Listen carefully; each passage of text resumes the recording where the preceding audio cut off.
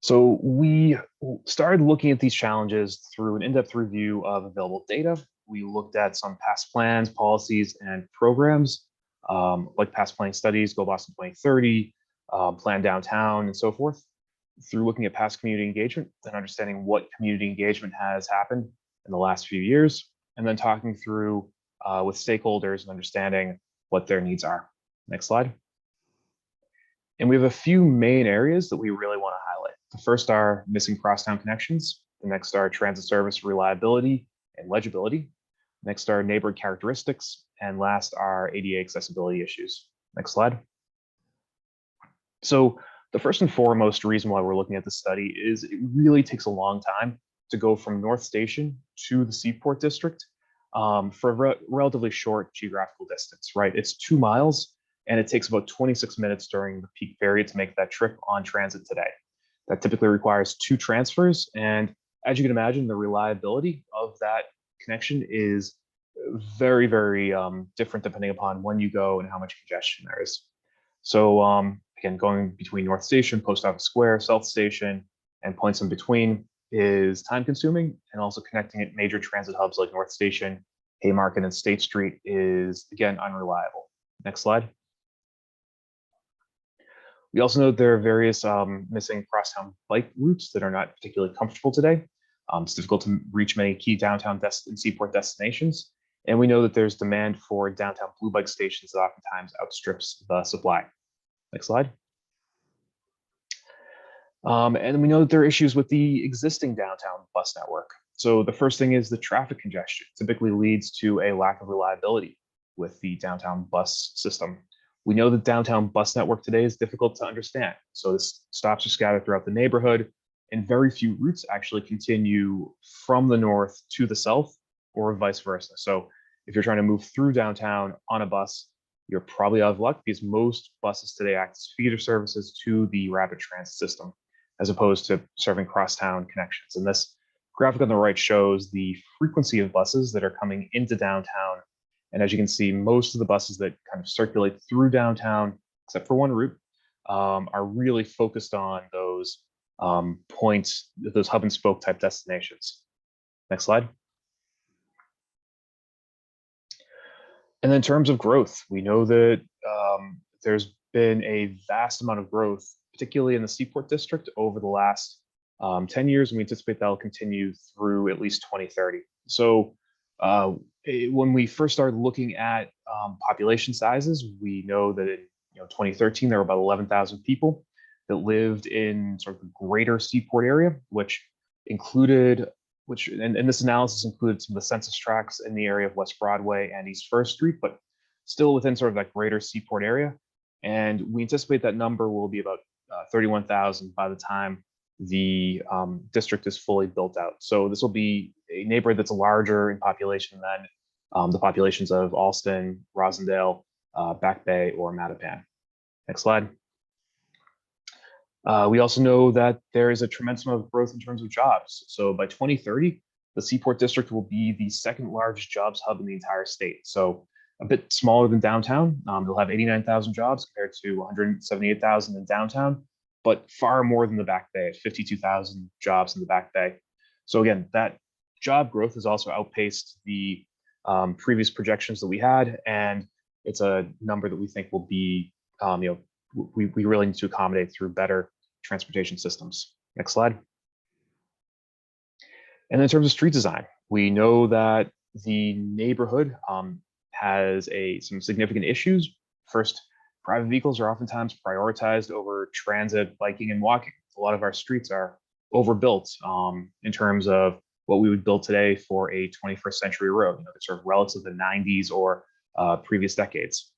Safety is a main concern among residents and stakeholders, especially for bikes and pedestrians who feel like they lack safe spaces to cross the street or move down the street. We know that traffic is frequently unpredictable, and a lot of times the curbside regulations that we have in downtown don't meet current needs. So whether that's pickup drop-off or loading, we know that there's some mismatched needs that cause double parking and other curbside issues. And then finally, a lot of downtown pedestrian facilities lack accessible facilities for people with disabilities, and a lot of the public realm features lack street trees or other improvements that would really enhance the sort of public realm and how people walk and experience the downtown area. Next slide. Then next, we're looking at mode share. So the goal of Go Boston 2030 is really to increase commuting to work by transit by a third and drive along rates by half. So again, thinking through how we can do that is going to be critical through projects like this. Next slide. So taking like sort of this business as usual approach where we continue to prioritize cars in downtown over the movement of people, and thinking through how, with job growth and population growth, this area will continue to become congested unless we take action to improve transit connections and improve walkability, bikeability of downtown. We really need to change the sort of strategy that we have in downtown and really focus on these things that can make downtown more competitive. So this slide on the right, I think, is interesting. It's a 1940s era transit poster showing even back then, people realized if more people drove as opposed to taking transit, downtowns and other areas would become more and more congested. And the same holds true today. We need to shift people onto transit in order to make downtown more of a viable residential and business place for people to come. Next slide. So I'm going to talk a little bit now about our proposed corridor for improved bus and multimodal accommodations. Next slide. So here's the concept corridor on the left. We are looking at a corridor that begins up at North Station along Causeway Street, continues to Merrimack Street, past Haymarket Station, and then continues south on Congress Street past State Street Station. And we still have to think through some of the Post Office Square streets from engineering and auto turn, turning radius analysis, but we will do that in the next several months. And once we get through Post Office Square, we connect to High Street, which then connects to Summer Street and brings us to South Station. The key thing with this connection is that it enables us to connect to key transit hubs like North Station, Haymarket, State Street Station, and South Station. It enables us to reach major employment destinations in downtown Boston, like Post Office Square. And it also enables a 10 to 12 minute trip between North and South stations. So we think that trip can be reliable and predictable, and that's really the goal of this corridor and the infrastructure that it will provide. Next slide. And as I mentioned earlier, we are coordinating with the MBTA's bus network redesign on the proposed service enhancements. So MBTA bus network redesign is looking at a public process that potentially could launch. The public process will launch in the next several weeks, but the service could launch sometime in the next several years, potentially in 2023, though that will be up to sort of how the public process goes. But we are really looking at a route that would connect from Sullivan Square into North Station, through downtown, into the Seaport District, and then into City Point. So the corridor that we're looking at from an infrastructure standpoint in downtown would support the key sort of node for that corridor, making that key node in the center of that corridor reliable. And what I love about this connection is that it enables people who are making crosstown trips today that aren't particularly reliable, aren't particularly straightforward, to make these trips in a much more succinct way. So say, for example, you're trying to get from the convention center up to Faneuil Hall if you're a tourist, this will be a one-seat ride from between those two destinations. If you are taking a train to North Station and you want to get to South Station, again, this will be a one-seat ride. If you're a person from the South Boston neighborhood who wants to travel to a Celtics game, again, this is now a new one-seat ride. So I think we're excited for what this connectivity could offer in a way that current connections within and through downtown don't currently have. Next slide. We are also coordinating closely with our active transportation team to think through the important downtown bike connections. So in particular, we want to sort of focus on bike connections from the Seaport, from the Greenway, to reach new biking corridors and sort of existing biking corridors that are on Tremont Street, Washington Street, and Cambridge Street. And I think that we want to make sure that we work in a way that is allows for this predictable and important connection to sort of to be built out, and enables us to have a holistic approach to multimodal planning in downtown. Next slide. So now I'm going to turn it over to my colleague, Maya, who is going to talk a little bit about what the experience will be like on this bus corridor. So Maya, please take it away. Thanks, Matt. Hi, everyone. My name is Maya, and I'm a planner here on the transit team. So I just wanted to talk about what we imagine this experience will be like on the corridor. Next slide, please. So these are some example images that we are drawing inspiration from. Obviously, these are not Boston, so our corridor will not look the same as this. But first, I just wanted to talk about what your experience of walking to the bus stop will be. We would like to include pedestrian improvements on the sidewalk so that everybody, regardless of ability, is able to comfortably reach their bus stop. Once you reach your bus stop, you know that you'll be waiting in a shelter, so you're covered from the elements. And these shelters will have real-time arrival signs, so you know that once you arrive at your shelter, your bus will be arriving in, say, 5 minutes. And you'll see that on a screen, and as the bus comes closer, that time will count down. Next slide, please. We also know that these stations are going to be comfortable for people to wait in.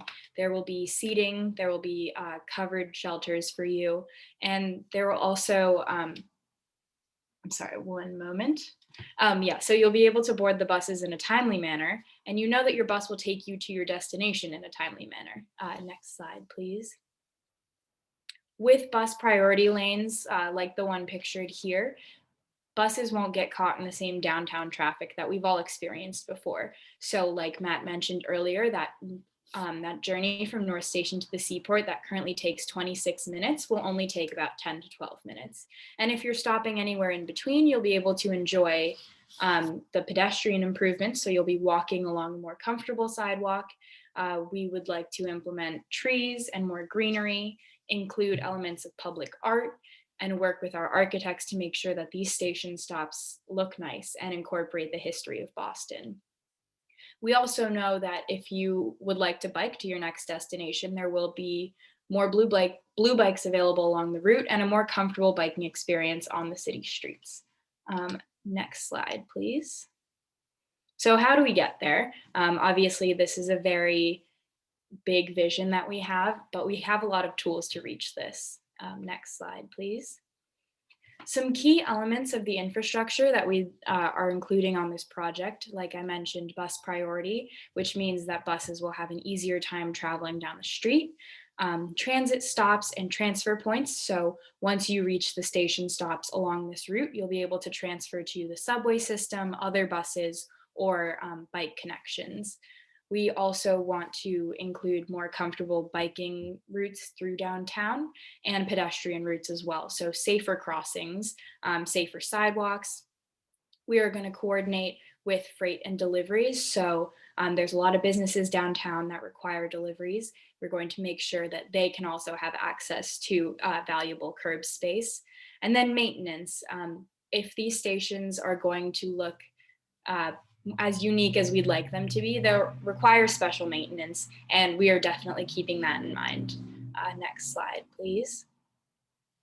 So bus priority is one of our main tools to make sure that this bus will be reliable and efficient. So we have several tools in the transportation world we can use to make that happen, including bus lanes. So if any of you are familiar, we have them all over the city. There's some in Brighton and Roslindale, but bus lanes will ensure that buses don't get caught up in downtown traffic. Things like queue jumps, even potentially changing the direction of some streets to make sure that they work better, and transit signal priority, which means that buses, again, don't get caught up at these signals. Next slide. The transit stops, like I mentioned, we want to make them more comfortable for folks who are waiting. So again, shelter from the elements, seating for anyone who needs it, making sure that these shelters are easy to find. If you've ever used the buses downtown, it can be a little difficult to see where you need to go and what bus departs from where. So there will be appropriate signage to make sure that you know where you're going. There will be lighting for safety, countdown clocks so you know when your bus is arriving, and an emergency call box, again, for safety purposes. So these are some of our station stops from the new center running bus lanes on Columbus Ave. And this is not exactly what our stops will look like, but it's a good example of some of the amenities I just mentioned, like this countdown clock. Next slide, please. Transfer points, like Matt mentioned, there are a lot of really important transfer points downtown, whether that's to other buses or to the subway or commuter rail system. So we want to make sure that these are comfortable, easy transfers for people. There's an example here of Kenmore Square, and down at the bottom, that's actually the Pentagon bus transfer point in DC. And you can see they're covered, there's easy signage so people can see where they need to go. And we also want to make sure that they're well lit and that these are all ADA accessible. Next slide, please. And stop art, design, and placemaking. We want to make downtown look nice. So we're going to coordinate with landscape architects to incorporate some green elements, public art, and other features to make these bus stops kind of iconic and incorporate the historic nature of Boston downtown. So here are some examples from Phoenix. You can see how they incorporate local art and also local flora. Next slide, please. And enhancing the downtown bike network, like we mentioned, more comfortable, safe connections for people on bikes, and also more access to bikes through our Blue Bikes program will be included as part of this plan. Next slide, please. Pedestrian improvements. Downtown is a key pedestrian environment in the city, so we want to make sure that these are all ADA accessible, which means maybe widening the sidewalks in some places, repaving them, making sure that all of our ramps are accessible and our crosswalks as well, including street trees, landscaping, more seating downtown, and some other art elements. Because this route also travels along the Freedom Trail, we're working with some of our historic societies downtown to include improvements to that as well. Next slide, please. And then loading and deliveries, like I mentioned, there's a lot of folks who need to do loading and receive deliveries downtown. So we are coordinating with businesses along the route to figure out where they get their deliveries and potentially make changes to our curb use to make sure that they can get their deliveries in a safe manner. Next slide, please. Maintenance, like I mentioned, we are considering an independence maintenance contract so that we can ensure that all of our station stops will be maintained appropriately. So when we get snow, ensure that that's cleared. Any art elements we make, ensure that they're cleaned and kept up. And then we are also coordinating with our stakeholders along the route to see what other elements of this route will need to be maintained. Next slide. Next steps, I'm going to hand it back to Matt. Awesome. Thank you so much, Maya. So I just want to go through some next steps with you all, and then we'll go into breakout groups. So next slide, please. So where we are now is on sort of, as I mentioned before, the corridor selection process. We are going to be continuing some stakeholder engagement this month. So talking to some elected officials and talking to some neighborhood groups that we haven't been able to touch base with directly. We're also going to be having some pop-up events at North and South stations to sort of meet people who might not have been a part of this process before, but might want to know more or have some interesting input. And then once we sort of get all the feedback that we hear from this meeting and the other stakeholder discussions we've had to date, we'll confirm with city leadership that the direction we want to head in terms of bus priority and sort of multimodal improvements is in fact where we're going on sort of this next for this next phase of design. Once we get that confirmation, we will begin a concept plan for the selected corridor. So this will include architecture, high-level civil engineering, and a transportation analysis to make sure that we are factoring all of the ins and outs in that we think will be important for this project before really getting into detailed design. So if we have to, say, move a station stop by a block, we don't want to have a very detailed engineering design for it if, again, we hear negative feedback from stakeholders around that idea. Once we sort of have a good working concept plan, which will hopefully be this fall, we'll be able to come back out to the public, have more stakeholder conversations around this concept plan, and then hopefully move into later stages of design by sort of the later part of this year, early 2023. And once we get further confirmation around the later stages of design, 2020, the 25% stage of design, as we would call it, move into later stages, 75% PS&E. These are all jargony engineering terms, but sort of important to understand the context for the process that we're about to embark on. Next slide. So thank you very much. Really appreciate your time tonight. And we'd love to hear your feedback. And we're going to move into some breakout groups now. So you can go to the next slide. Your breakout hosts will have a series of questions to ask